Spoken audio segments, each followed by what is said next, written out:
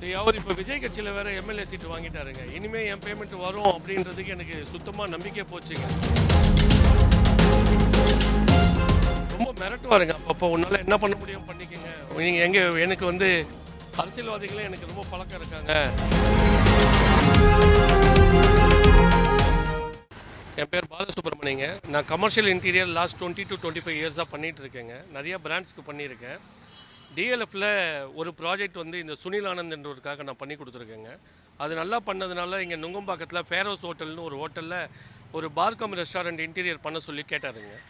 ப்ராஜெக்ட்டுக்கு வந்து அக்ரிமெண்ட்லாம் போட்டு தான் பண்ணுவோங்க. ஆனால் செஞ்சுட்டு இருக்கும்போதே டிசைன் மாற்றி நிறையா வேலைகளை கூடுதலாக அடிஷ்னலாக நிறைய வேலைகளை கொடுத்தாங்கங்க. அந்த ப்ராஜெக்டில் இல்லாத வேலைகள்லாம் கொடுத்தாங்க. அதுக்கான கொட்டேஷனும் பேமெண்ட்டு கேட்கும்போது இப்போ முடியாது, ப்ராஜெக்ட் முடித்த உடனே தரோம், ஏன்னா பாதியில் எங்களால் ப்ராஜெக்டை நிறுத்தினோம்னா எங்களுக்கு தான் லாஸ் வரும்.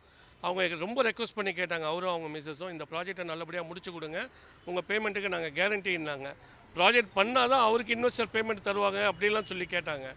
பிராண்ட் ஓனர் சொல்லியும் இவர் சொல்லி என்னெல்லாம் இவர் வேலை சொன்னாரோ எல்லா வேலையும் நான் பண்ணி கொடுத்துட்டேங்க. 3 வருஷம் ஆக போது என் பேமெண்ட் வரலைங்க.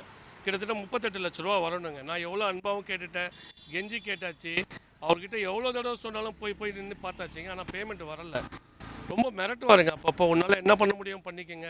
நீங்கள் எங்கே எனக்கு வந்து அதிகாரிகளும் அரசியல்வாதிகளும் எனக்கு ரொம்ப பழக்கம் இருக்காங்க. நீங்கள் எங்கே போனாலும் எங்கிட்ட பேமெண்ட் வாங்க முடியாது. இந்த மாதிரி நிறைய பேர் பண்ணிவிட்டு கட்சியில் 5க்கும் 10க்கும் வந்து நின்னாங்க அப்படின்னு வாருங்க. சரி, அவர் இப்போ விஜய் கட்சியில் வேறு எம்எல்ஏ சீட்டு வாங்கிட்டாருங்க. இனிமேல் என் பேமெண்ட் வரும் அப்படின்றதுக்கு எனக்கு சுத்தமாக நம்பிக்கை போச்சுங்க. ஏன்னா அவருக்கு பின்னாடி கட்சி இருக்குது, அவங்க தலைவர் இருக்கிறாரு. இந்த மாதிரியான நம்பிக்கையில் அவர் என்னை மிரட்டுறாருங்க. என் பணம் வர்றதுக்கு நான் என்ன பண்ணுறதுன்னு தெரியாமல் தான் போலீஸ் ஸ்டேஷன் வந்து கம்ப்ளைண்ட் கொடுத்தேங்க. டிசி ஆஃபீஸ் போய் கம்ப்ளைண்ட் கொடுத்தேங்க. அவங்க ஏசி ஆஃபீஸ் அமைச்சிருக்காங்க. இப்போ இங்கேயே வந்து கம்ப்ளைண்ட் கொடுத்துருக்கேங்க. கூப்பிட்டு விசாரிக்கிறேன்னு இருக்காங்க. அவர் என்னோட பேமெண்ட் கேட்கும் போதெல்லாம் பெரிய பெரிய ப்ராஜெக்டை பற்றி சொல்லுவார். வசந்த பவன் கிட்ட வந்து உங்களுக்கு ஒரு 3 ப்ராஜெக்ட் எடுத்து தரேன், 4 ப்ராஜெக்ட் எடுத்து தரேன்னுவார். அந்த ப்ராஜெக்ட் வந்து அவர் எனக்கு எடுத்தே கொடுக்கலங்க கடைசி வரைக்கும். அதே மாதிரி ஸ்னேகா மேடம் கிட்ட 5 கோடி ரூபாய்க்கு வேலை இருக்குது, நான் உனக்கு எடுத்து தரேன், அதை பண்ணிட்டு இருங்க, நான் கொஞ்ச நாளில் பணம் தரேன்னாரு. அந்த மாதிரி ப்ராஜெக்டும் வரல. அம்பா மாலில் வந்து ஃபுட் கோர்ட்டு நீ தான் பண்ணுவேன்னு சொல்லி இந்த ப்ராஜெக்ட் பண்ணும்போது சொன்னாருங்க, அதுவும் கொடுக்கலங்க. பெங்களூரில் ஒரு ப்ராஜெக்ட் தரேன்னாரு, எந்த ப்ராஜெக்ட்டும் கொடுக்கல, என் பணமும் வரல, என் ப்ராஜெக்டில் ஃபர்தராக பிஸ்னஸும் இல்லை. எவ்வளோ தடவை கேட்டு பார்த்தாச்சு, மிரட்ட தான் செய்கிறாரே தவிர பணம் வரலைங்க.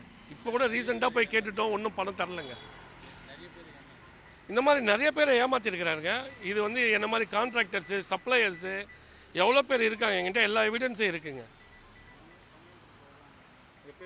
என் பேர் பாலசுப்ரமணி, அவர் பேர் சுனில் ஆனந்த், மேட்டுப்பாளையம் தொகுதி கேண்டிடேட்டுங்க, டிவிகே கட்சியில் கேண்டிடேட்டுங்க.